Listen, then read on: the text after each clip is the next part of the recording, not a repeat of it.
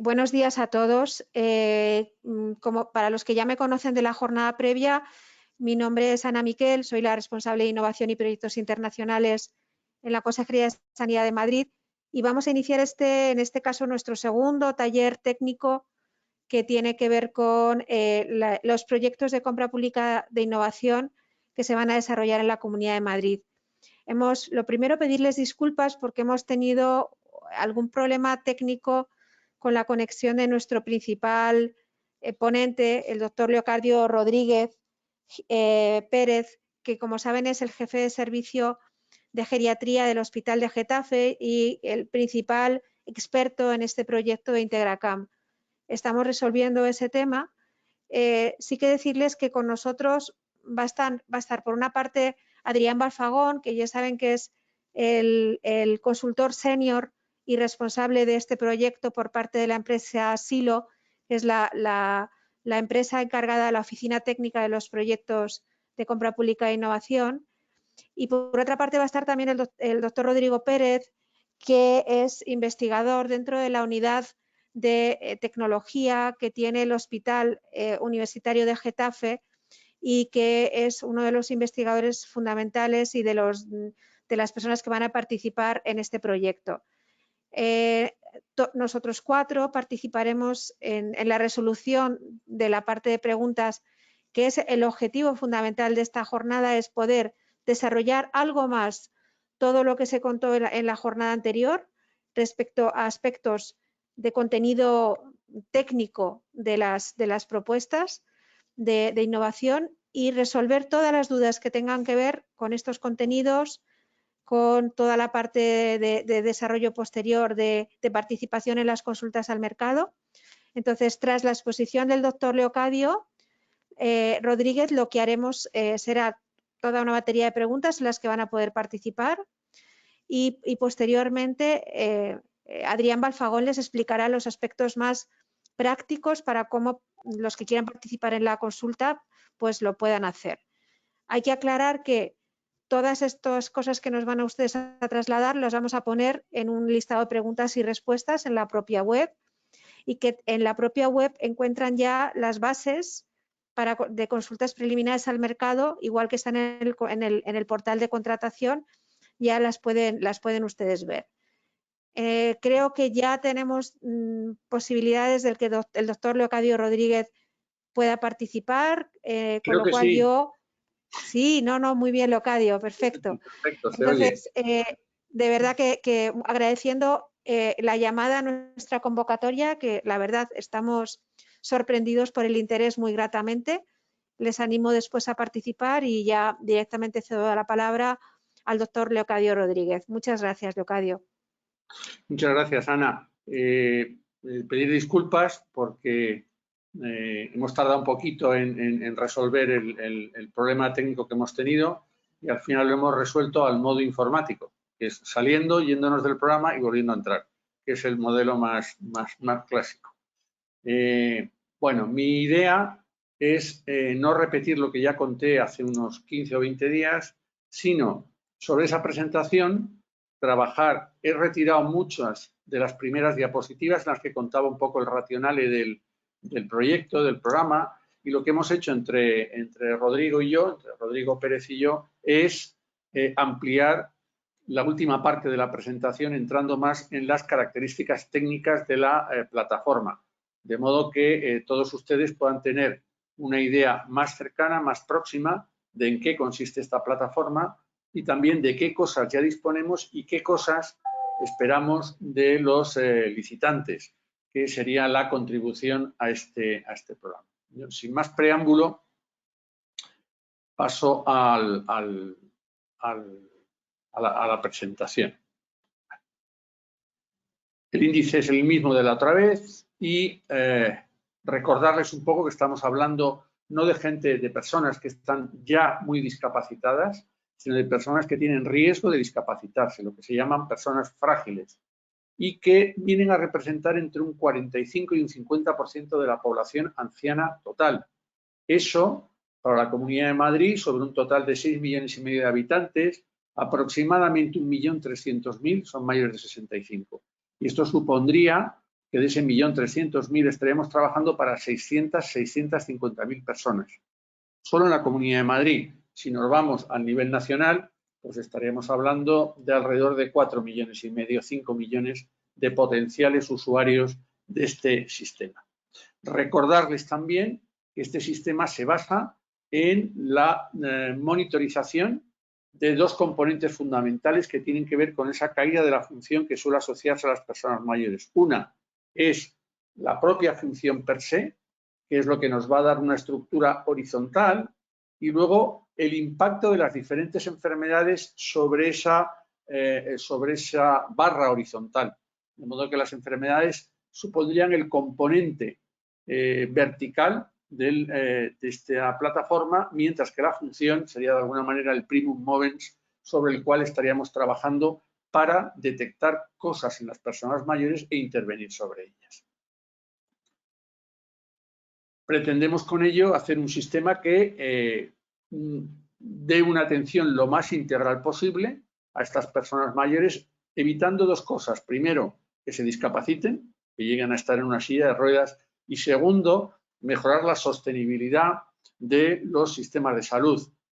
Seguro que ustedes ya saben que lo que resulta caro en los sistemas de salud no es básicamente la enfermedad, no es la edad, sino la discapacidad.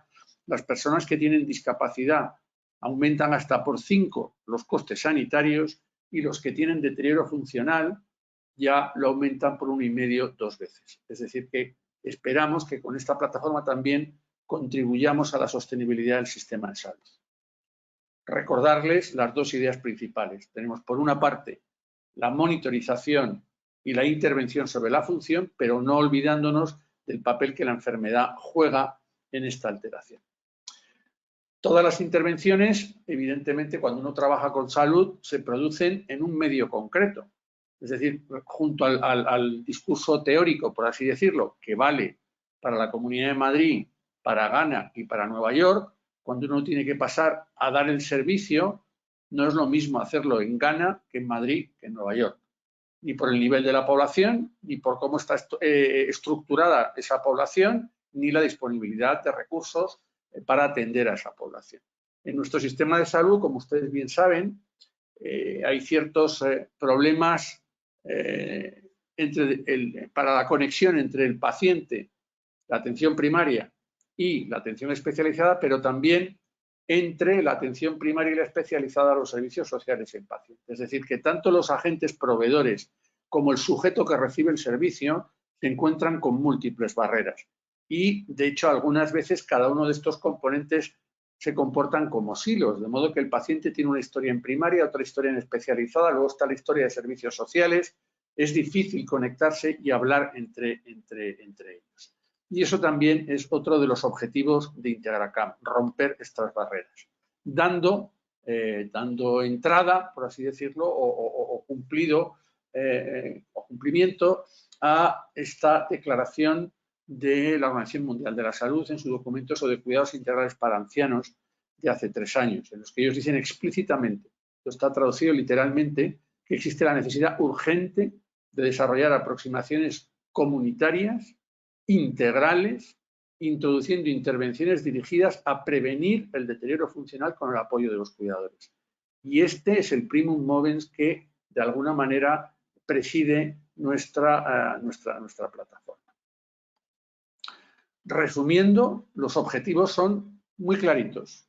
Prevenir la discapacidad en población anciana de riesgo. Y la queremos prevenir porque una vez implantada es muy difícil volver atrás. Yo creo que el otro día utilicé también el símil con el cáncer.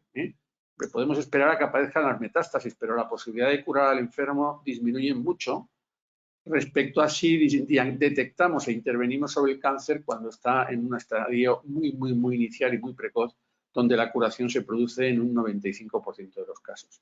Pues para el caso de la discapacidad, la presencia de discapacidad serían ya las metástasis, y mientras que el deterioro funcional inicial o la fragilidad sería equivalente al carcinoma in situ o al carcinoma muy localizado.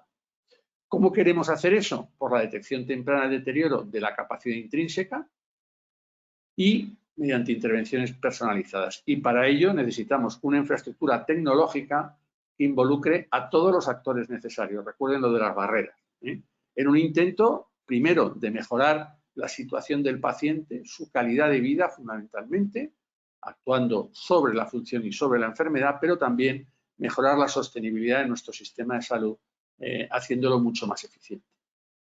¿Cuáles son los resultados esperados?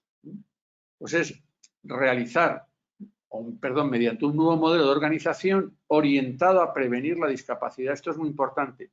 No está orientado a tratar una enfermedad concreta, sino está orientado a prevenir la discapacidad, rompiendo las barreras y extendiendo los cuidados al entorno comunitario. Y para ello monitorizamos e intervenimos sobre esa capacidad intrínseca.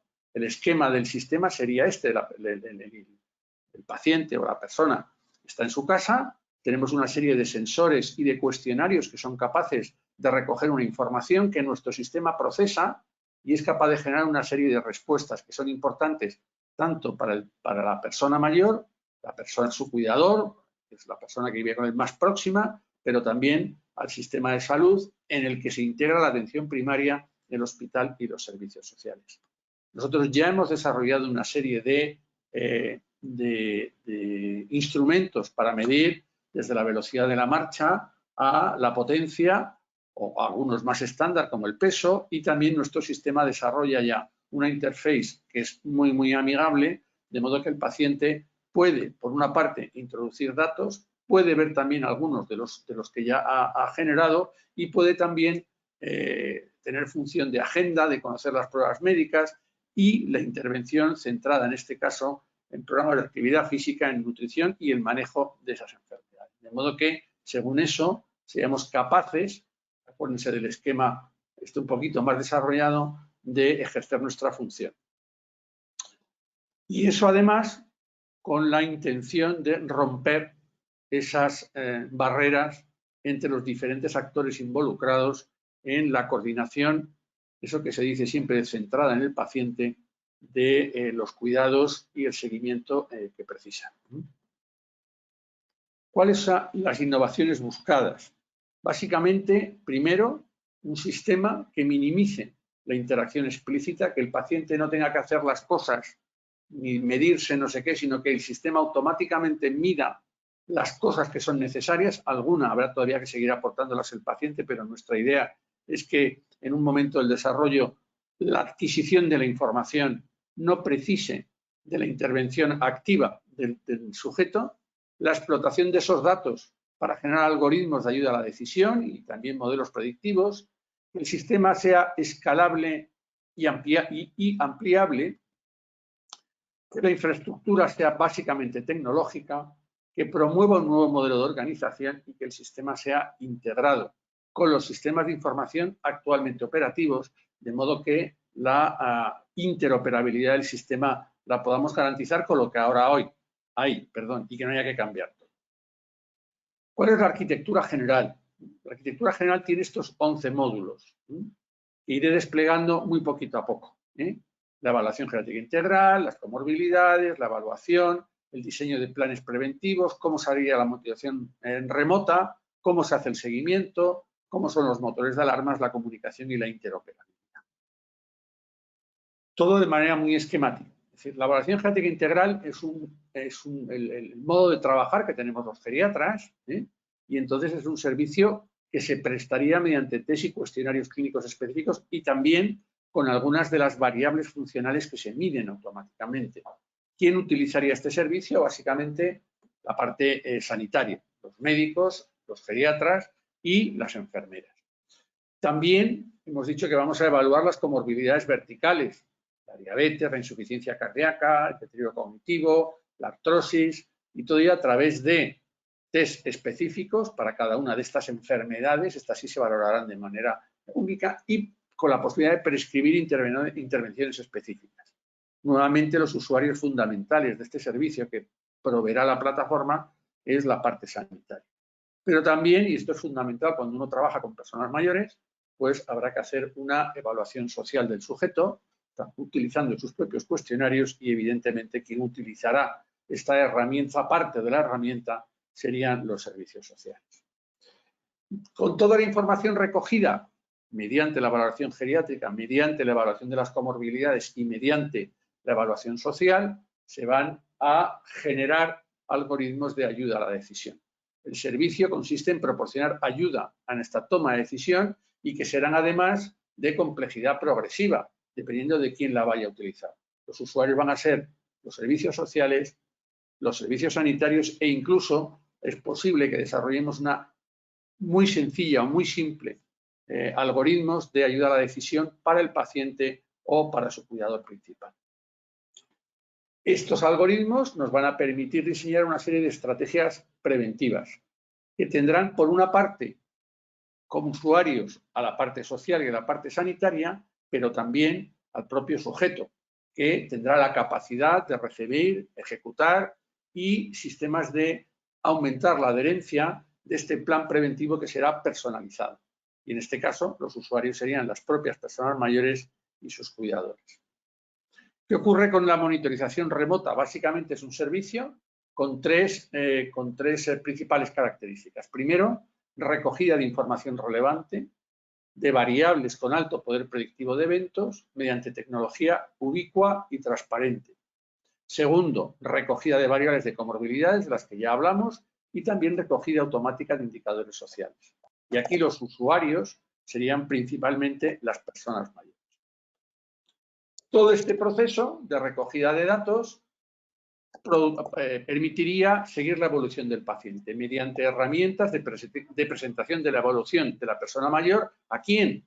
A los encargados de proveer sus cuidados, fundamentalmente los servicios sanitarios y los servicios sociales, es decir, los usuarios de estas herramientas de inteligencia artificial que van a permitir no solo generar algoritmos de toma de decisiones, sino también ver la evolución de cómo va el sujeto, serían utilizados fundamentalmente por los servicios sanitarios y los servicios sociales.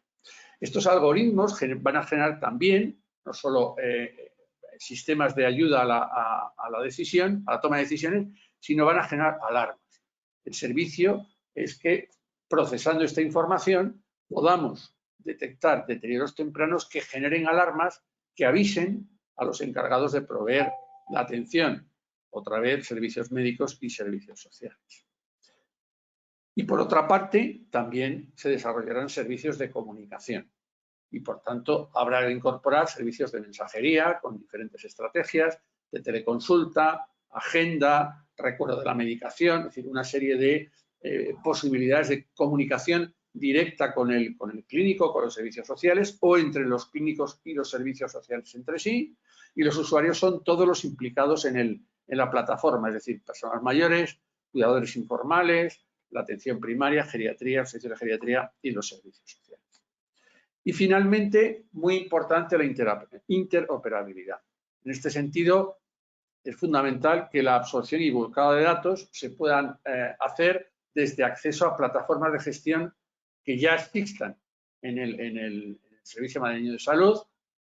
Hay varias, como ya saben ustedes, hay muchas, pero habría que adaptar el sistema de información nuestro a los sistemas que hoy existen en la Comunidad de Madrid. Y evidentemente, en este caso, los usuarios de esta interoperabilidad pues, serán aquellas empresas que finalmente, tras el proceso de selección y de licitación, pues entren a participar en nuestra plataforma. Y esto es todo lo que les quería comentar y quedamos abiertos a las preguntas, las que tengan que ver con la parte más de sanitaria, por así decirlo, pues las contestaré yo, y las que tengan que ver con aspectos más tecnológicos, pues las contestará Rodrigo. Nada más y muchas gracias. Gracias, Leocadio. Tenemos dos formas de participar en este bloque de preguntas por parte de los asistentes. Podéis hacer las preguntas a través del panel del chat de GoToWebinar o directamente podéis levantar la mano, os activamos el audio y podéis hacerlas directamente al doctor Leocadio y al doctor Rodrigo Pérez, que estará en disposición de resolverlas. Así que a través de esas dos fórmulas pues podéis participar en el taller.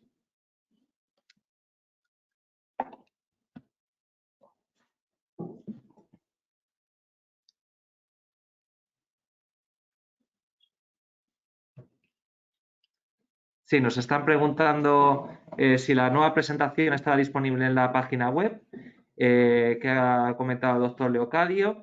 Sí, va a estar disponible en la página web esta nueva presentación, actualización y en el apartado de documentación.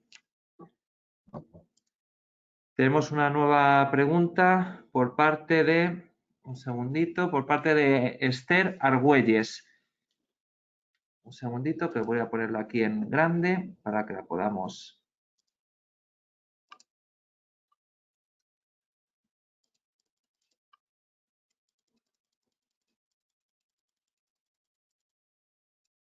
Vale, nos indica Esther, en relación al ecosistema tecnológico para habilitar la detección temprana del deterioro funcional, entendemos que Integracam ya es un sistema que está actualmente en fase de prototipo cercano a la funcionalidad final planificada, TRL7, pero que aún no ha podido ser validado en un entorno real en el ámbito clínico y organizacional, TRL8.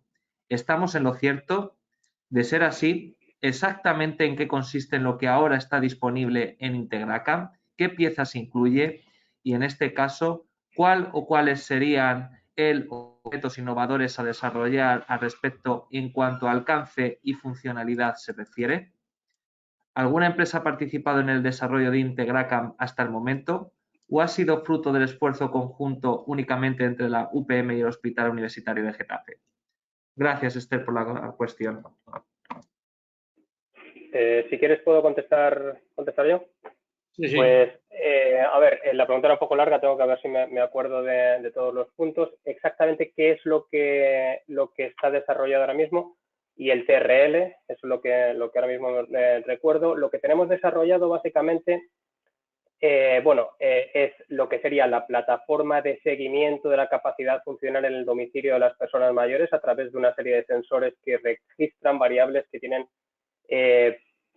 bastante poder predictivo para eventos adversos, más las funcionalidades de procesamiento de esa información, gestión de ciertas alarmas para desencadenar protocolos de atención temprana, la evaluación geriátrica integral por parte de los profesionales de geriatría, una subsección de esta evaluación clínica para los profesionales de atención primaria, motores de alarmas, el programa de intervención a través de las apps de actividad física, de consejos nutricionales y de temas de polifarmacia, de regulación de la polifarmacia, y también tenemos un sistema de comunicación relativamente simple que orquesta el funcionamiento. Eso es a grandes rasgos lo que hay.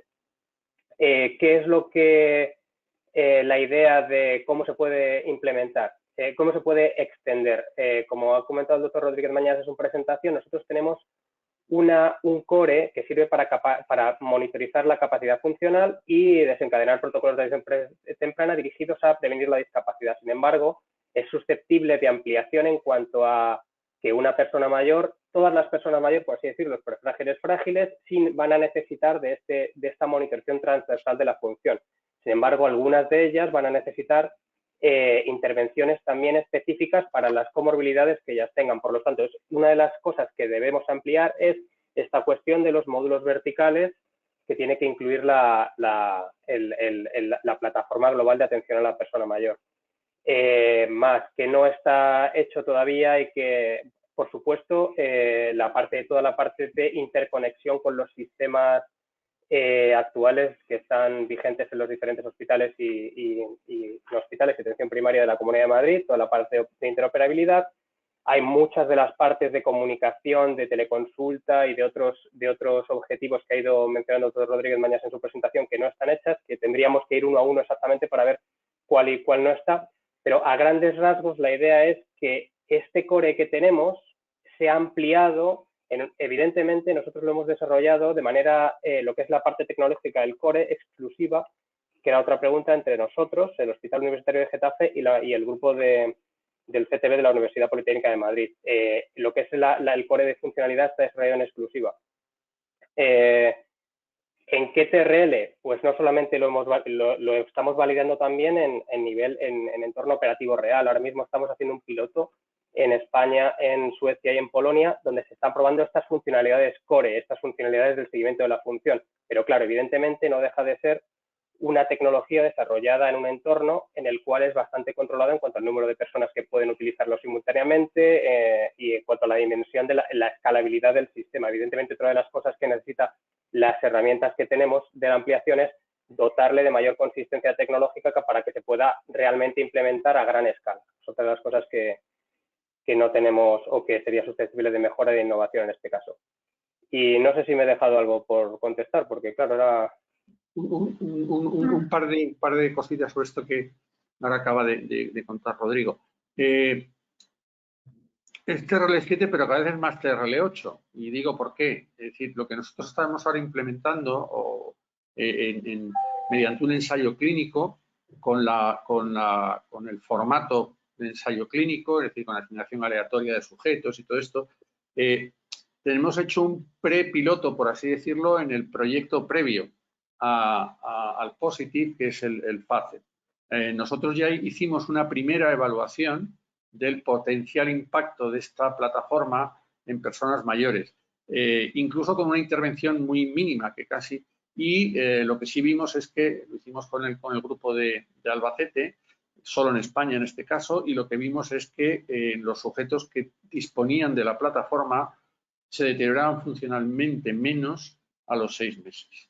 Esto nos animó evidentemente a poner en marcha el actual piloto, en el que ya se hace como un ensayo clínico COMILFO, aprobado por los comités de ética, con la randomización, con todo esto, y se está llevando a cabo en tres países. Hemos tenido el problema esto del COVID, que ha hecho que precisamente en España es donde vayamos un poquito más lentos, pero tanto en Polonia como en Suecia van reclutando adecuadamente. Y nosotros esperamos que a final de año tengamos ya los resultados de la intervención. Respecto a la participación de empresas, muy pequeña hasta ahora. Es decir, de hecho, nos han ayudado a desarrollar, hacer para medir la velocidad de la marcha, era un prototipo casi hecho artesanal y entró una empresa que lo ha hecho pues, más comercial el prototipo, con lo cual ahora está mucho más vendible, entre comillas, y lo mismo con el sistema que lo que hace es medir la potencia muscular. Pero en lo que es el diseño de la plataforma como tal, no de los sensores, que yo recuerde, no ha participado ninguna empresa. Y luego una pequeña apunte en cuanto a más innovaciones, que estaba pensando toda la parte de ayuda a la decisión y explotación de datos. Evidentemente, el acceso, el estar integrado con los sistemas de salud nos va a permitir tener un mayor acceso a datos, y toda esa parte es muy susceptible de mejorar y de ser trabajada en este proyecto también.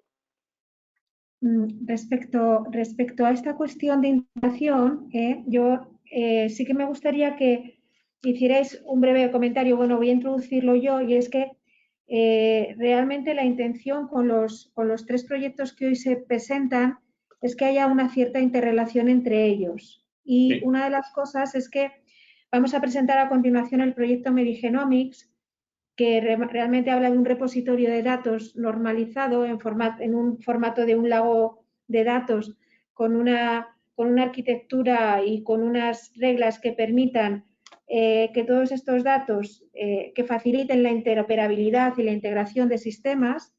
Entonces, seguramente el propio proyecto Medigenomics incorporará algunos casos de usos relacionados con el proyecto IntegraCAM. ¿Por qué? Pues porque todos somos conscientes de que incluso el proyecto IntegraCAM llevará asociado la normalización de los datos para poder también incorporarse al proyecto de Medigenomics. Es decir, que es verdad que el proyecto ya tiene una serie de elementos que se han definido muy bien, que las han contado muy bien Rodrigo y el doctor Locadio Rodríguez, en cuanto a que ya tienen los wearables, los medidores, la plataforma de seguimiento, la forma de procesamiento, algunas alertas, pero requiere toda esa parte de interconexión y de interoperabilidad y de integración con los sistemas, y la posibilidad de herramientas de presentación que permite la teleconsulta de los mismos, porque si no es muy difícil que sea realmente incorporado al sistema sanitario. Y también toda la parte del rediseño del modelo organizativo y de los procesos de atención para que realmente sea algo integrado, ¿no? Entonces, realmente estamos con una tecnología que ya existe en parte, que hay que desarrollar algo más y que hay que aplicar con un alcance que hasta ahora no se ha aplicado. Por eso estamos hablando de compra pública e innovación.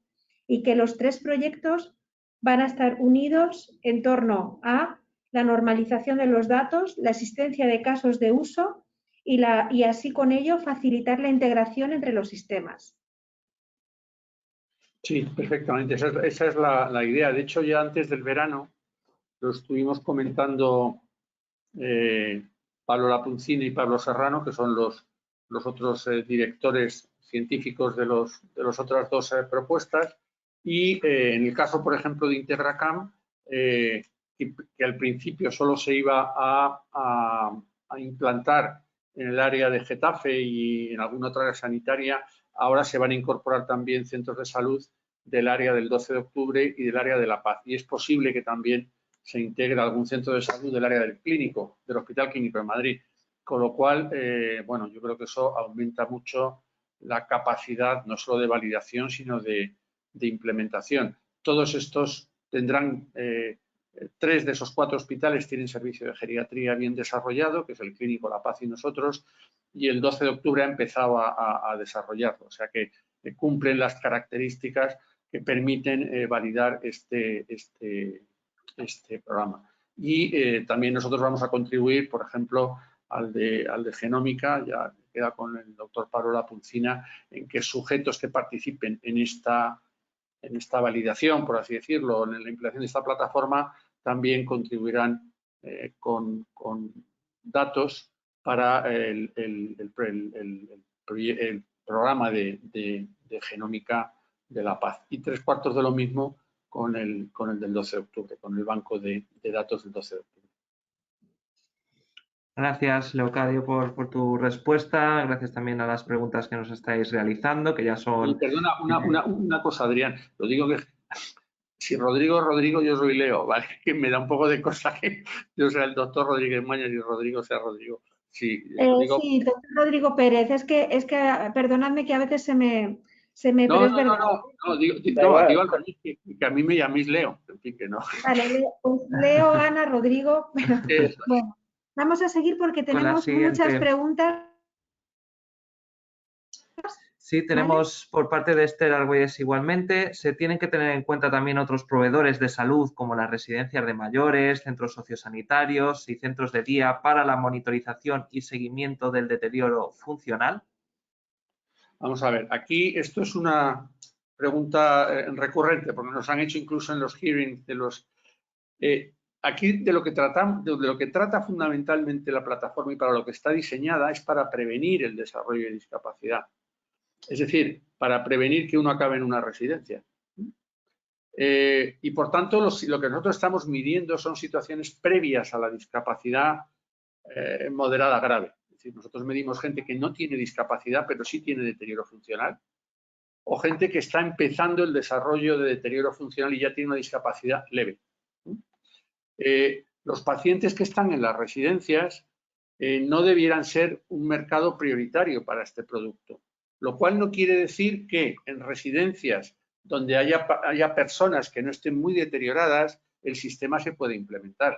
El fenotipo de los 55.000 ancianos que están en la Comunidad de Madrid en residencias es muy variable. Hay residencias donde, bueno, hay mucho encamado, en este no tendría sentido, pero hay otras donde la tasa de discapacidad elevada es más baja. De todas maneras, ya sabéis que para entrar a una residencia pública o concertada pública, tú necesitas cumplir un determinado baremo y el propio baremo, en general, tiene que estar bastante deteriorado para tener puntuación suficiente para entrar en una residencia. De modo que la contestación a la pregunta es, sin excluir que el sistema se pueda poner en residencias, incluso en todas, porque en muchas de ellas hay gente que no está muy deteriorada, el target, por así decirlo, principal es gente que vive en su domicilio o en el de su hija o en el de... pero no está institucionalizada.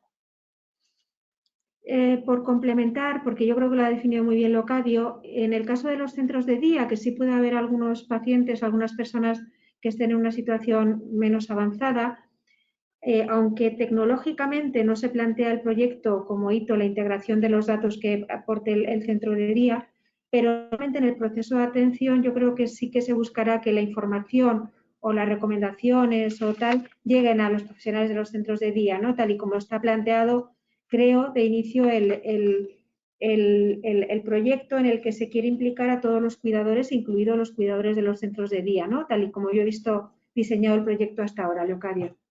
Eso es. Eso es. Muy bien, pues seguimos con las siguientes cuestiones. También nos indica Esther Argüelles qué estrategias incluye el proyecto respecto al deterioro cognitivo y su posible retraso, refuerzo mediante soluciones de apoyo, rehabilitación. Bueno, dentro de la valoración geriátrica integral, uno de sus componentes es la valoración de la situación cognitiva. Entonces,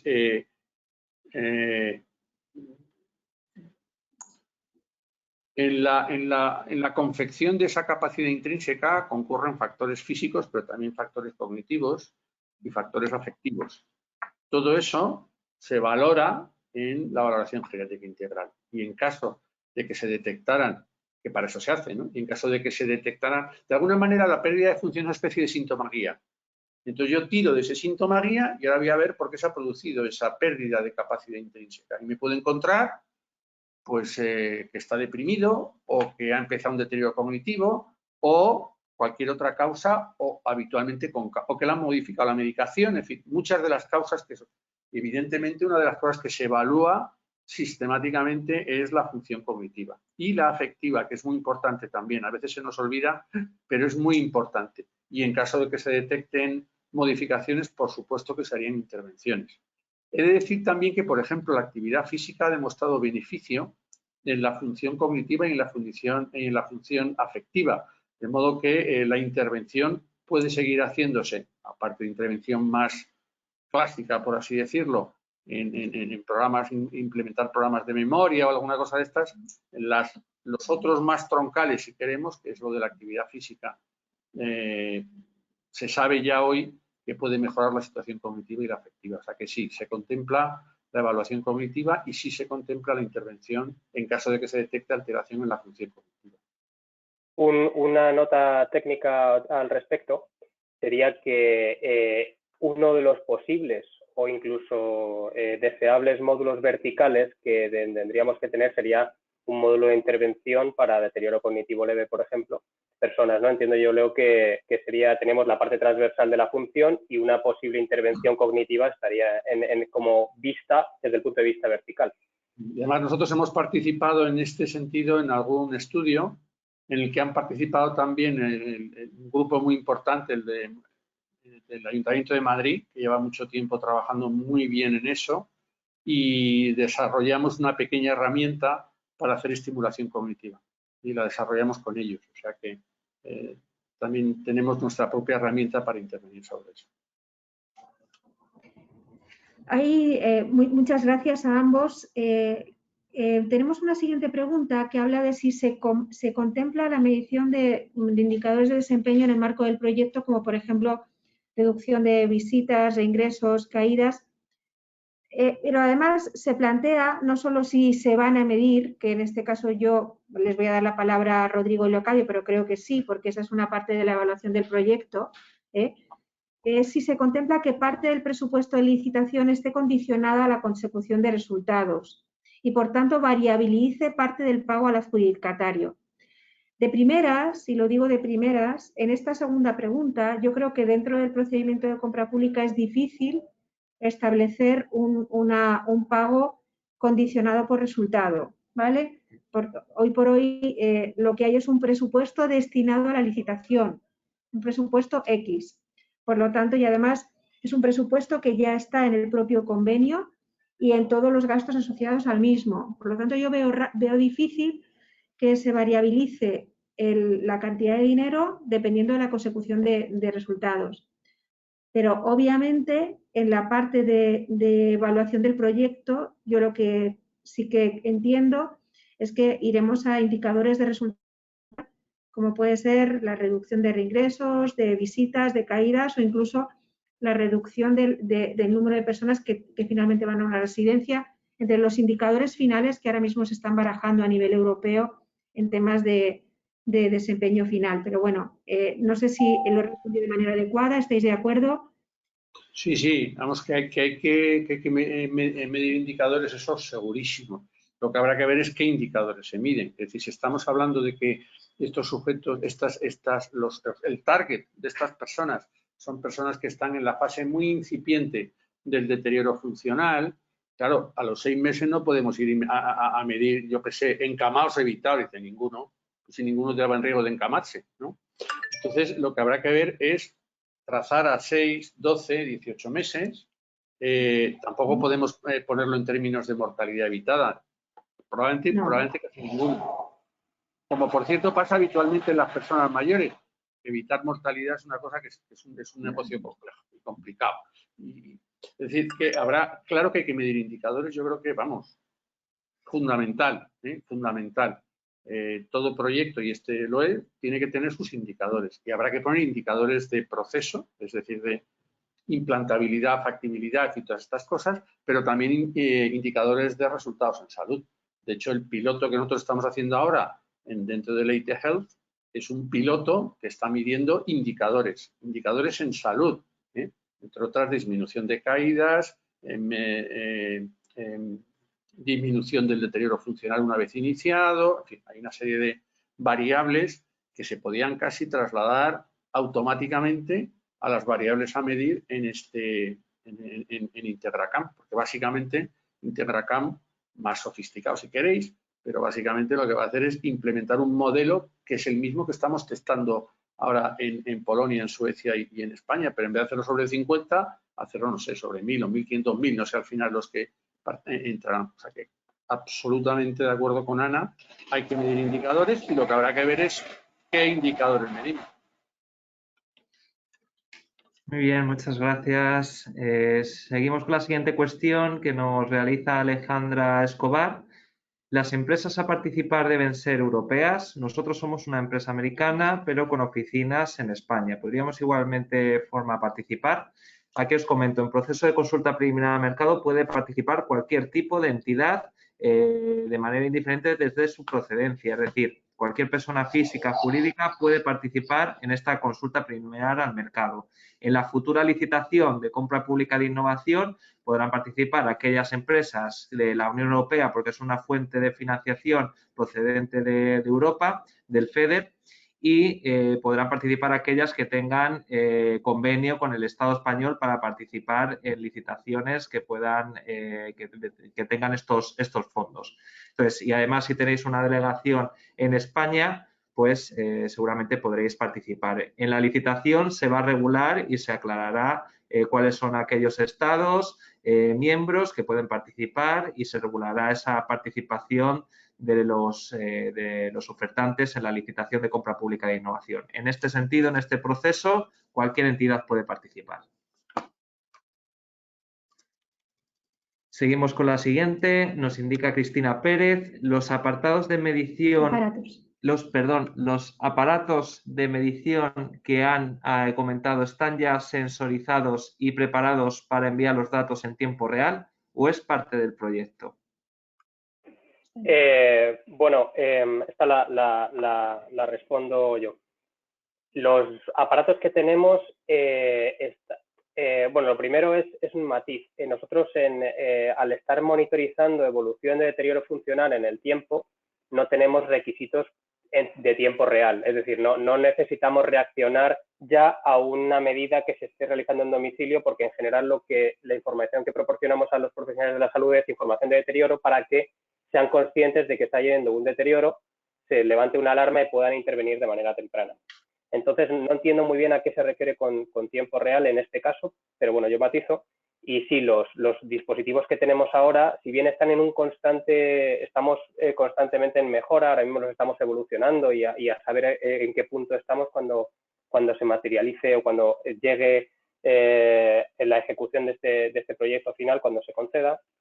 se comunican con la plataforma, es decir, registran los datos, se comunican, se almacenan y luego se procesan, es decir, si están interconectados. Y los dispositivos que tenemos ahora están en fase que se pueden producir, es decir, están ya, por así decirlo, diseño industrial que se pueden llevar a fábrica y construir. Si bien ahora mismo también estamos intentando evolucionarlos y es un trabajo que podemos hacer conjuntamente con, es decir, que se puede incorporar la empresa que al final participe, que sería lo que ha comentado el doctor Rodríguez Mañas en una de las últimas transparencias, en las diapositivas, en las que tendamos a utilizar unos sensores, unos dispositivos que minimicen la interacción explícita, que estén más integrados en la vida diaria. También esa es una parte en la que yo creo que se puede innovar y dejar y mejorar respecto a lo que tenemos actualmente o hacia lo que, es decir, que ya estamos trabajando, pero que bueno, que se puede buscar una colaboración ahí también. Yo creo que una de las cosas que ofrece Integracam a las empresas que entren es que es un sistema muy abierto, en el que nosotros, por ejemplo, estamos no solo mejorando el sistema de medición de velocidad de la marcha o de la potencia muscular, sino que también estamos ya en desarrollos que lo que intentan es, por ejemplo, detectar actividades de riesgo del sujeto en su domicilio. O cambios en los hábitos que nos pueden decir que su situación funcional ha cambiado. Entonces, todo eso es un campo abierto, lleno abierto para la tecnología, en el que no solo influyen los sensores, sino la generación de algoritmos o otro tipo de tecnología que nos puede ayudar. Y todo eso se puede incorporar a la plataforma. O sea, la ventaja es que nosotros es una cosa viva, o sea, no es esto es lo que hay y de aquí no pasa, no, al revés, la gracia que tiene la plataforma es que puede ir incorporando permanentemente cualquier tecnología adaptable a la medición de predictores de que un paciente, una persona, se va a deteriorar funcionalmente con este riesgo, con esta capacidad, con esta. Nosotros ahora estamos utilizando en los algoritmos lo que detectamos, pero podemos detectar muchas otras cosas que siempre y cuando mejoren los algoritmos. Y esto es esto de alguna manera la plataforma es una plataforma viva, no es una cosa ahí estática que esto es lo que hay y fuera. Bueno, hay una siguiente pregunta. Sobre la medición en tiempo real, sí, las mediciones se hacen en tiempo real. Y el paso de la información es en tiempo real. Otra cosa es que tú luego desde tu ordenador lo veas o no lo veas, o salte la alarma o no salte la alarma. Y luego también muy importante, esto no es un código infarto, es decir, en el que tú tienes que intervenir en media hora y entonces tiene que haber alguien pegado allí al ordenador para que no puedes atender un infarto 2 días después. Pero si tú lo que vas detectando son caídas en la velocidad de la marcha, que no son bruscas, hombre, si te has roto la cadera sí, pero esto no está para detectar una fractura de cadera tampoco, sino caídas de la función a lo largo del tiempo. Esto, en fin, permite que no sea un aquí te pillo, aquí te mato, sino que el sistema va almacenando y con algoritmos te puede dar una alarma, oiga, mire, este sujeto ha caído su velocidad de la marcha o la potencia, lo que fuere. Vale, muchas gracias, Locadio. Vamos a continuar, tenemos que darnos un poquito de prisa porque tenemos muchas preguntas. Tenemos 99 asistentes en este momento al taller, entonces hay muchas preguntas. Muchas gracias por el interés. Si os parece, la siguiente pregunta, voy a ir yo un poco por encima. ¿Se contempla la incorporación de estándares de ICOM para la medición del impacto de resultados en salud de Integracam? Como todos saben, ICOM es un consorcio que lo que propone es una batería de indicadores basados en resultados en salud y en aportación de valor. Y bueno, ICOM puede ser un referente para el otro referente seguramente será aquellos indicadores que ya podemos medir fácilmente en toda la Comunidad de Madrid, que son muchos, porque una cosa muy importante es el poder que esos indicadores realmente sean factibles su obtención y luego sean comparables. Entonces, seguramente buscaremos todas las referencias internacionales y, por supuesto, la de ICOM es una referencia que en este momento se considera de manera importante. ¿Vale? Sí. Por nuestra parte, perfecto, vamos. Cuanto mejor, cuanto más complementemos el sistema y más afinemos nuestra capacidad de predicción y de detección, mucho mejor.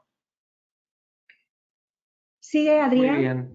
Sí, tenemos otra pregunta. ¿Se contempla la división en lotes? De ser así, ¿cuáles serían las principales líneas de actuación correspondientes? Aquí os comento que vamos a esperar a analizar bien las propuestas que nos vais a enviar en este proceso de consulta preliminar al mercado para luego tomar decisiones en relación a cómo vamos a configurar la licitación de compra pública de innovación. Entonces, en ese sentido, comentaros que es de manera muy anticipada hasta que no analicemos esas propuestas innovadoras que por vuestra parte nos vais a enviar. Sí, comentaros ya que es una cuestión relevante que al finalizar este proceso de consulta preliminar al mercado, cuando hayamos realizado ese análisis, hayamos entrado con algunas de las entidades para resolver dudas, plasmaremos los resultados de este proceso de consulta en un informe de conclusiones, tanto de la parte de cómo va a ser la futura licitación como de conclusiones técnicas de lo que va a incluir esa licitación, ¿vale? Entonces, bueno, pues es importante que lo tengáis en cuenta, que a través de ese informe se dará respuesta y publicidad a las conclusiones del proceso. Nos comenta Javier Zaldúa dos preguntas. La primera más técnica, se ha hablado de monitorización de velocidad, peso, etcétera. ¿Se prevé seguimientos por análisis del habla, por ejemplo? Y la segunda más de la licitación, sí se hará en consorcio o las empresas presenten su solución. Con respecto a la licitación, pues podrán participar en consorcio, subcontratación. Bueno, cuando llegue el momento de la licitación, pues tendréis que revisar el apartado de cómo pueden participar las ofertas y, bueno, pues en ese sentido ya os adelanto que no creemos que haya ningún impedimento para que podáis ir en consorcio con otras entidades o sumando subcontrataciones. Y en la parte de la primera pregunta, respecto a la técnica, la monitorización de velocidad, peso, pues si queréis, Leo, Rodrigo. Rodri. Bueno, lo del habla, me comentabas la respuesta. A ver, nosotros en principio el por qué medimos lo que medimos viene porque existe evidencia de que esas medidas tienen alto valor predictivo para eventos adversos. Evidentemente, si existen otras medidas que son fáciles de medir y que son aceptadas, es decir, que las personas mayores usuarias de la tecnología van a querer medírsela y no van a sentir invadida su privacidad y hay un estudio de aceptación por detrás y demás, y tienen ese poder predictivo, que yo no sé si en el caso del habla lo es, creo que el caso del habla se utiliza para temas de depresión o algo así, ¿no? Que creo, no estoy muy familiarizado con el tema, yo supongo que se podría incorporar, pero realmente nuestra tendencia es a minimizar la tecnologización, si puedo utilizar esta palabra que me acabo de inventar, de los entornos domiciliarios, simplemente bajarlo al mínimo para recoger las variables que son fundamentales para hacer un seguimiento que nos permita prevenir la discapacidad. Por lo tanto, nos limitaríamos a aquellas informaciones que sean poco invasivas y que realmente haya evidencia detrás de que tienen alto poder predictivo de eventos adversos. Muy bien, Rodrigo, gracias por tu respuesta. Tenemos aquí otra pregunta que consideramos que ya hemos respondido, pero tiene una adicional. Los sensores en el domicilio de los pacientes o dispositivos llevables por las personas mayores deben ser provistos por las empresas. En tal caso, ¿cuál sería el volumen de la población y tipo de dispositivos en los que se está pensando? Bueno, tipo de dispositivo, lo que tenemos ahora mismo, pero no tiene por qué ser lo que utilizaremos al final. Tenemos dispositivos que no son llevables, se utilizan en el domicilio, sin embargo estamos haciendo ahora unos diseños y estamos mejorándolos que seguramente sea lo que terminemos utilizando en IntegraCamp, que sí son un dispositivo llevable para medir las variables, una serie de variables que medimos en domicilio. Y luego el tema del volumen y quién lo tiene que proporcionar, yo ahí el volumen entiendo que se determinará en función de la N que decidamos para el piloto, que no lo tengo para el estudio, que tampoco lo tengo claro, y sobre quién lo tiene que proporcionar tampoco puedo contestarlo porque no supongo que la empresa, pero bueno, eso ya es una cuestión más administrativa, creo yo. Hombre, esto respecto al tamaño muestral, para final de año ya tendremos los resultados del piloto que hemos hecho en Europa y en función de esos datos, el tamaño de efecto, para entendernos, y los outcomes que nosotros vayamos a medir, se podrá ajustar el tamaño muestral. Deciros que con el FACET, el anterior, el tamaño muestral fueron 60 y con 60 ya se veía el efecto. Es verdad que aquí en este hemos incluido muchas otras variables y muchas más cosas, pero no sé, es que sería pillarme los dedos, pero tampoco creo que vayan a hacer falta 10.000 sujetos, ni muchísimo menos. Yo creo que de todas maneras, como entiendo que esto de cara a la participación define el alcance que puede tener la participación, porque tiene que ver con a cuántas personas y qué tipo de recursos hay que incluir, será una de las preguntas que pondremos en preguntas y respuestas dentro de la web, seguro, con lo cual esperamos que de aquí a unos días esta pregunta la podamos responder con un poco más de precisión, porque el saber si realmente las empresas tienen que poner dispositivos en las casas y a cuántas personas delimita mucho la inversión que tiene que hacer la empresa y, por tanto, delimita también el alcance del proyecto, ¿vale? Claro. Bien, tenemos varias preguntas que hacen en relación a especificar de nuevo qué funcionalidades tenemos ahora y cuáles estarían buscando. Y también nos indican que no hay limitaciones tecnológicas de implementación, de sensórica, etcétera, que también ha comentado ahora Rodrigo. Es decir, que la responda otra vez, es que no he entendido bien, perdona. Nos vuelven a plantear, yo creo que esto se ha contestado ya, es decir, la plataforma IntegraCAM ya Rodrigo definió claramente que existe ya y que incluye no solo una serie de detectores que ya están en el domicilio, sino el procesamiento de los mismos, con además unos motores de alarma y con una serie de consejos que ya existen y que sería el core del proyecto. Entiendo que eso es lo que ya hay. Entonces, lo que preguntan es qué otras funcionalidades se estarían buscando. Y ahí es donde Rodrigo ya ha explicado el tema de la interoperabilidad, la interconexión y todo lo que tiene que ver con el poder dar respuesta a los diferentes participantes, ¿no? Pero bueno, claro, si quiere añadir más.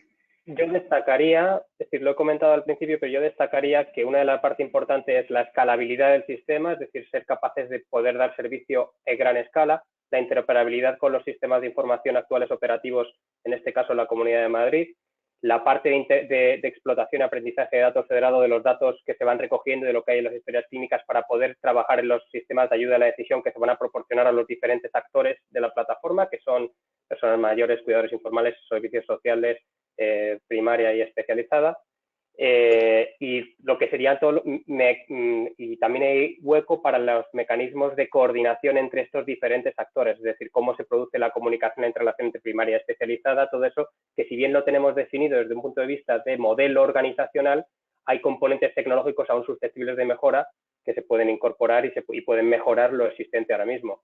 Es importante recordar que lo que tenemos es una herramienta que si bien está desplegada en un entorno real en 3 sitios diferentes ahora mismo, en España, Polonia y Suecia, no deja de ser una herramienta desarrollada por un grupo pequeño que no tiene la potencia de desarrollo de una gran empresa, que es de lo que se puede beneficiar realmente del objetivo de este proyecto. Yo creo que es profesionalizar aún más lo que tenemos y es abierto a muchísimas nuevas. Aparte de lo que yo digo, seguramente haya más ampliaciones y más cosas que se puedan poner, como ha comentado Leo antes. Bueno, hay varias preguntas que tienen que ver con esto. Yo creo que esto más o menos está ya definido. Nos preguntan al mismo tiempo respecto a los módulos verticales, en las comorbilidades que se pretende centrar, ¿cuáles serían las prioridades? Nos dice Cristina Galán, imagino que la artrosis será una de ellas por su impacto funcional y en la autonomía del paciente. Sí, vamos a ver, hay las enfermedades, las comorbilidades crónicas que más frecuentemente se asocian al desarrollo de deterioro funcional están descritas y son la insuficiencia cardíaca, la cardiopatía isquémica, la diabetes, el deterioro cognitivo, demencia, la enfermedad pulmonar obstructiva crónica, la artrosis, y básicamente son esas 6. Además, yo creo que algunas otras, como por ejemplo el Parkinson, pues también se podría añadir, pero básicamente serían esas 7. Vale, al mismo tiempo nos dicen si de alguna de esas comorbilidades, me voy más para arriba, Adrián, alguna de esas comorbilidades, justamente hace referencia a Gonzalo Molledo, que intervienen en el deterioro funcional, sí se plantea la monitorización de esas patologías que son más frecuentes para prevenir recaídas, ingresos, reingresos. Es decir, si se plantea monitorizar de manera específica temas relacionados con la insuficiencia cardíaca, la EPOC o la diabetes. Claro, vamos a ver, una de las funciones del sistema es la monitorización de las enfermedades que en un paciente concreto están contribuyendo al deterioro funcional, pero teniendo en cuenta que el objetivo del control de esas enfermedades es revertir el daño sobre el deterioro funcional. Es decir, cuando nosotros estamos midiendo deterioro funcional, estamos midiendo el impacto del control de la enfermedad y lo medimos a través de la función. Es decir, ¿yo para qué quiero bajar la hemoglobina glicosilada si eso no tiene ningún impacto sobre la función? En un señor de 82 años, dice, para nada, porque la hemoglobina glicosilada alta, lo que me está diciendo es que ese señor dentro de 25 años va a tener un microaneurisma retiniano, que no lo va a tener porque va a llevar 10 años muerto. Perdón por ser así de categórico, pero es que a veces hay que decirlo así de clarito. Es decir, cuando uno tiene 75, 80 años, el riesgo de muerte que te confiere la enfermedad es pequeño, no es grande. Y por tanto, y luego hay muchas cosas que la enfermedad crónica genera a lo largo de 15, 20 años. Si tú no vas a vivir 10 años, lo que te vaya a ocurrir dentro de 20 es que no te va a ocurrir, porque las cosas te pasan mientras estás vivo. Y en eso es muy importante monitorizar la función. Por ejemplo, nosotros tenemos estudios en los que hemos visto que en la insuficiencia cardíaca el principal predictor de reingreso hospitalario y de duración del ingreso como marcador de gravedad no es la frecuencia cardíaca, no es la presión arterial, no es ni siquiera los cambios en la saturación de oxígeno, sino los cambios en la velocidad de la marcha. Lo detecta muy finamente. Y entonces nuestra idea es, esto es binomial. Por una parte, con la caída de la función, yo detecto descompensación de enfermedad o aparición de cosas, y cuando yo actúo sobre la enfermedad, mi idea es generar mejoras sobre la función. Entonces, cuando habláis de monitorizar la enfermedad, ¿qué queréis decir? ¿La hemoglobina glicosilada o, no sé, el gasto cardíaco o la saturación de oxígeno? Todo eso al final, cuando uno tiene 6 enfermedades y 82 años, se va a reflejar la función. Es decir, la función es la principal manifestación de la comorbilidad en la persona mayor. Y por eso nosotros lo hemos elegido, aparte que tiene significado por sí mismo, de ser autónomo e independiente, es que además nos sirve para monitorizar la evolución de las enfermedades. Cuando la enfermedad está bien controlada, el impacto sobre la función es mínimo. Cuando se despendola, pues impacta sobre la función. O sea que vamos a mirar los marcadores clásicos de control de la enfermedad y además vamos a monitorizar su impacto sobre la función. O sea, va a haber una especie de doble arco porque, hombre, claro, si nosotros detectamos a alguien que tiene, pues yo que sé, una glicada de 12, pues ya hablaremos con su médico de cabecera o nosotros mismos ya le introducimos el tratamiento. O sea que la virtualidad del sistema es que tú vas a tener opción a que el médico de primaria o el médico de especializada actúen no solo sobre la función, sino también sobre la enfermedad. De ahí que el sistema sea un sistema integral, en el que se aborda integralmente al paciente, y por eso también están incluidos los factores sociales del paciente, que en estos enfermos pueden tener mucha relevancia pronóstica. Bueno, yo creo, vamos a ir, tenemos ya muy poquito tiempo y nos tiene que dar tiempo a explicar todo lo que tiene que ver con cómo cumplimentar todo lo necesario a las empresas que están interesadas. Vamos a hacer un par de preguntas de las que quedan. Nos quedamos pendientes de preguntas y respuestas, definir bien el número de dispositivos y el tamaño muestral. Está claro lo que ha hecho el doctor Leocadio Rodríguez, es decir, este proyecto pone el foco en la valoración funcional, en la detección de la fragilidad y en su abordaje para evitar el deterioro funcional, y pone menos el foco en la monitorización de todas las variables asociadas a las enfermedades crónicas. De alguna manera, monitorizando funcionalidad y trabajando sobre ella, estamos influyendo sobre todo lo demás, ¿no? Entonces, hay una pregunta que le dejo a Adrián.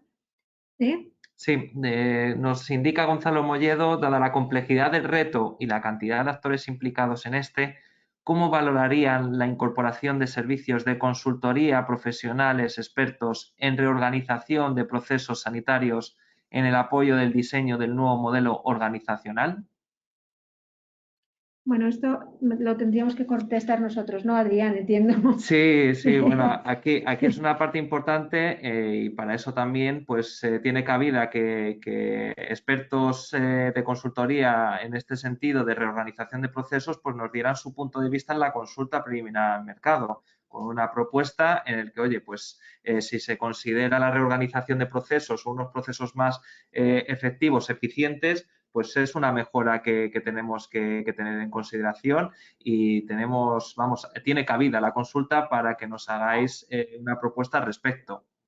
Bueno, de todas maneras también se contará con los propios recursos que tiene la comunidad en este sentido, ¿vale? Con lo cual yo entiendo que es un paso previo para poder incorporar cualquier tecnología, pero bueno. Ya muchas preguntas hacen relación con cuántas wearables y con se va a partir del core ya desarrollado, que yo creo que se ha dicho que sí. Y una cosa, Ana, Perdón. ¿puedo comentar respecto a lo que es que ha habido antes, se ha quedado una cosa ahí? Vamos a ver, una cosa es que el sistema se centre en la función, de otra cosa es que no vayamos a intervenir sobre la enfermedad. Es decir, Sí, claro. si nosotros detectamos que el señor se ha descomprimido de insuficiencia cardíaca, claro que una de las virtualidades es que el médico de primaria a través de le suba la furosemida o le modifique no sé qué. Es decir, se interviene también y, de hecho, los algoritmos de ayuda a la decisión incorporarán también algoritmos del manejo médico tradicional, por decirlo así. Pero, como tú bien has dicho, la función nos va a servir para, como síntoma guía, pero también como objetivo terapéutico. En algún momento hay ya preguntas que hablan si solo se van a tener en cuenta variables físicas y no psíquicas, se van a tener todas porque en la función intervienen todas. Y bueno, yo creo que hay cosas que iremos respondiendo en las preguntas y respuestas, pero tenemos que pasar a dar respuesta a alguna de las preguntas que aquí aparecen también, que es cuáles son los siguientes pasos. No lo quiero hacer sin dar las gracias por este intenso momento de preguntas y respuestas al doctor Lacayo Rodríguez y al doctor Rodrigo Pérez. Nos comprometemos a que todo aparezca de manera transparente en la web en formato de preguntas y respuestas, porque queremos que todas las empresas tengan acceso a toda la información útil. No queremos, de alguna manera, queremos ser muy transparentes y muy éticos con todo este proceso. Y de verdad que darles las gracias y ya ceder la palabra por último, que ya concluirá con este taller, a Adrián Balfagón, que les explicará las cosas más prácticas respecto a los siguientes pasos. Muchas gracias. Gracias. Gracias. Muy bien, pues damos paso, si os parece, a el siguiente bloque del taller, que es, como ha comentado muy bien la doctora Ana Miquel, en los próximos pasos y cómo participar en el proceso de consulta preliminar al mercado. Teníamos algunas preguntas al respecto. Oye, y a partir de este momento, ¿cuál es nuestro rol? Pues el rol de participar en la consulta preliminar al mercado con propuestas innovadoras, y ahora os vamos a comentar cómo podéis participar en este proceso de consulta preliminar al mercado. Voy a compartir pantalla porque, como os hemos adelantado al inicio de la sesión, ya tenéis habilitado en la página web del proyecto de compra pública de innovación las bases de la consulta preliminar al mercado. En el apartado documentación tenéis las bases tanto para la consulta preliminar al mercado de Medillenomis, Integracan, Infobanco. Las bases de la consulta son las reglas del juego en el que vais a ver cómo podéis participar, dónde tenéis que enviar la propuesta, etcétera. Lo que comentaba muy bien la doctora Ana Miquel, el trato, la igualdad de trato que vamos a dar a todos los participantes, la transparencia en este proceso de consulta preliminar al mercado, y luego cada uno de los anexos que da respuesta a los retos. Como veis, en el anexo 2 tendremos el reto de Integracan, donde vais a ver los objetivos específicos que ha comentado el doctor Leocadio y el doctor Rodrigo, los resultados esperados, el estado del arte que conocemos en estos momentos, etcétera. Luego tenéis un anexo 4, que es el formulario de participación, que aquí a través de la página web os podéis descargar, y el anexo 5 es un formulario de resolución de dudas, tanto de la parte técnica como de la parte de proceso, que podéis articular vuestras dudas a través de este formulario y enviarlo al correo electrónico que aparece en las bases de la convocatoria. Os recomendamos, y esta es una recomendación primera que os lanzamos, es que cumplimentéis el formulario a través de la página web de la compra pública de innovación de la Consejería de Sanidad. Como veis, el enlace es cpisanidadcm.org y en el apartado documentación vais a ver las bases y un apartado de presentación de propuestas. Si hacéis clic en presentación de propuestas, os va a salir un breve formulario y que os obliga a adjuntar el documento formulario anexo 4. Como veis, pues es una manera de recopilar de manera más agregada y sencilla y rápida las propuestas que recibamos, nombre, apellidos, teléfono, email, datos del interlocutor, entidad proponente, el sector, a qué reto está aplicando, sea Medigenomics, Integracam, Infobanco, en este caso estaríamos aplicando Integracam. Indicaríamos un acrónimo de la propuesta para identificarla y el nombre de la solución. Y como veis aquí, adjuntaríamos el formulario de participación, el anexo 4, que tenéis disponible aquí para descargaros, ¿vale? También podéis adjuntar no solo el formulario, el anexo 4, sino hasta 3 anexos adicionales a vuestra propuesta. Pues oye, necesito detallar más en detalle el cronograma del proyecto y lo quiero llevar a un anexo, pues tenéis la posibilidad de hacerlo a través de estos documentos complementarios, máximo 3 archivos por propuesta. Comentaros que el peso máximo de cada uno de los archivos que puede almacenar la página web es hasta 12 megas. Entonces, bueno, os recomendamos que nos limitemos a ese tamaño de archivo y que los adjuntemos a la aplicación. Aceptaríamos tanto la política de privacidad y la política de protección de datos y enviaríamos la solicitud de propuesta de innovación a este reto de Integracam. Ahora nos vamos a ir, si os parece bien, al formulario de presentación que ya tenéis habilitado y que tendréis que cumplimentar en su totalidad para que tengamos la mejor información posible de cara a establecer el marco de la licitación de compra pública de innovación. Voy a esperar a que se abra un segundito. Ya lo tenéis aquí en pantalla. Voy a darle zoom y vamos a repasar los puntos clave de este formulario. Todos los apartados es de obligado cumplimiento, que los completemos. Tenemos un apartado de datos básicos, de nombre de la entidad, al reto al que estamos aplicando y si tenemos intención de presentarnos a futuras licitaciones. Aquí nos preguntaréis, oye, si estamos en esta sesión es porque nos interesa la futura licitación que salga de este proceso de compra pública de innovación. Efectivamente, pero sí que es cierto que puede haber entidades, como pueden ser universidades, pueden ser autónomos, expertos en alguna temática o componente de nuestro reto, que pueden dar información en este proceso de consulta y están habilitados para ello, pero no tienen interés en participar en la futura licitación de compra pública de innovación.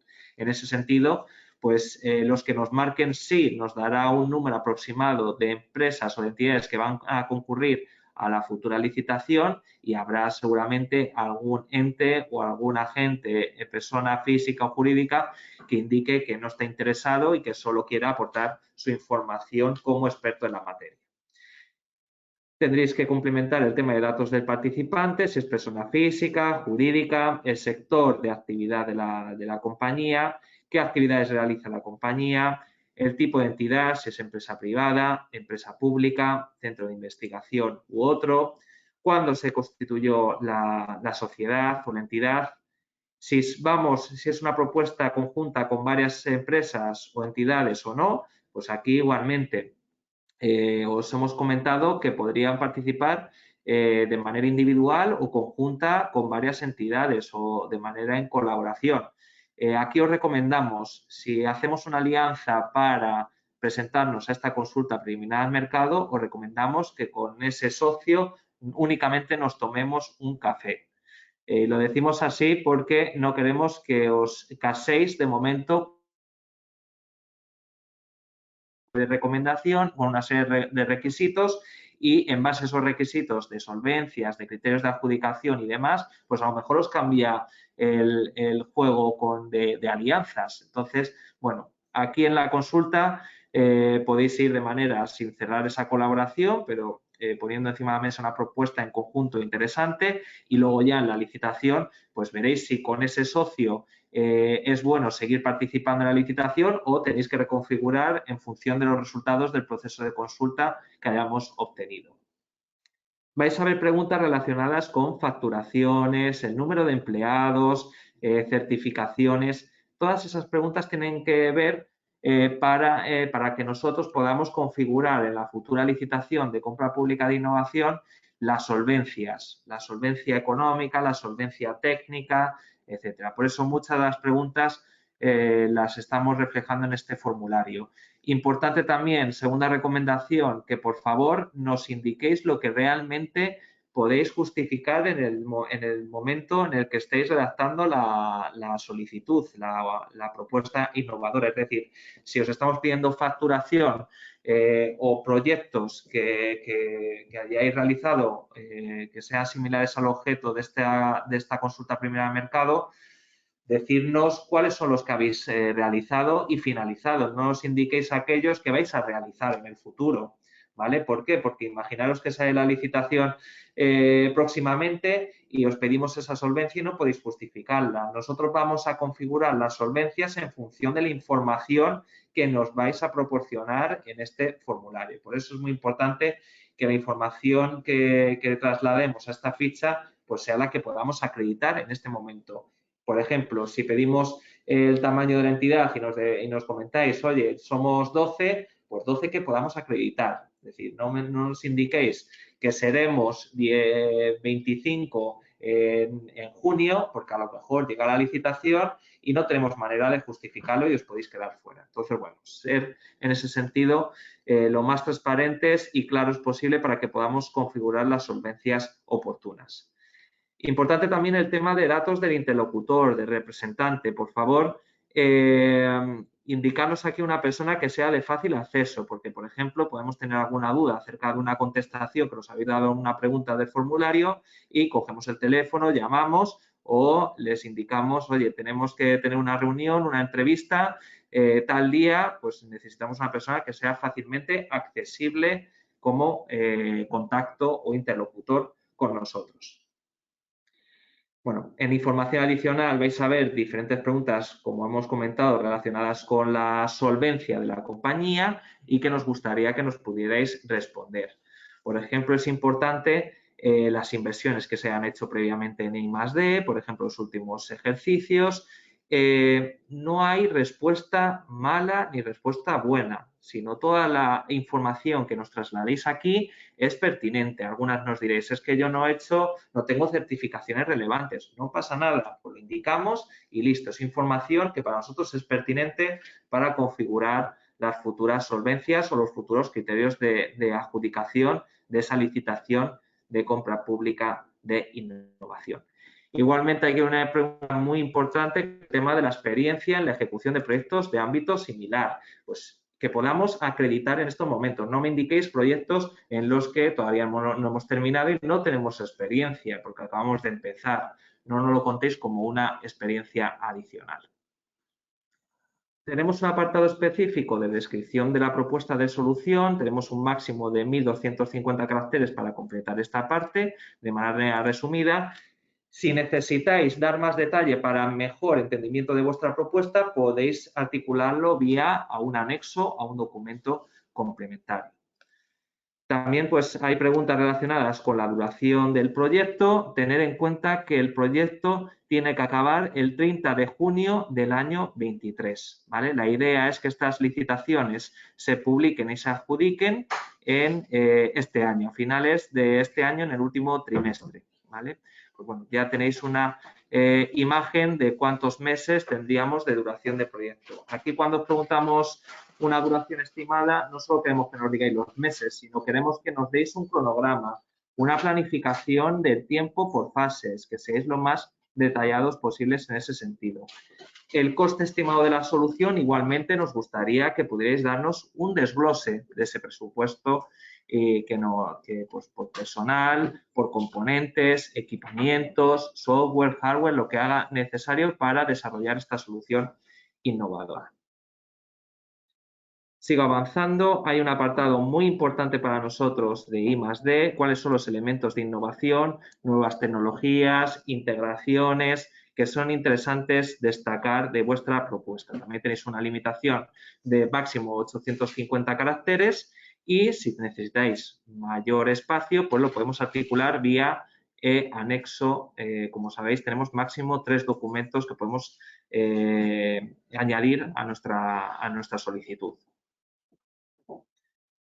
Aquí tenéis unas preguntas muy importantes para nosotros porque nos van a permitir configurar los criterios de adjudicación, porque nos digáis cuáles son las principales ventajas que se encuentran de vuestra propuesta, cuáles son los valores diferenciales. Pues igualmente, por favor, indicarnos cuáles son vuestras principales ventajas frente a otras soluciones que pueda haber en el mercado.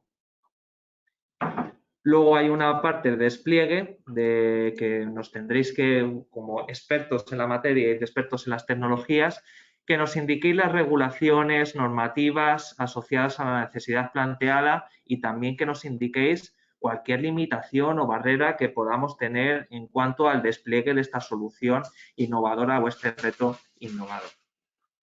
Con respecto a la propiedad intelectual, pues os hacemos una pregunta de, oye, ¿cuál sería vuestro modelo de derechos de propiedad intelectual para que nosotros lo tengamos en cuenta a la hora de configurar nuestro pliego de compra pública de innovación?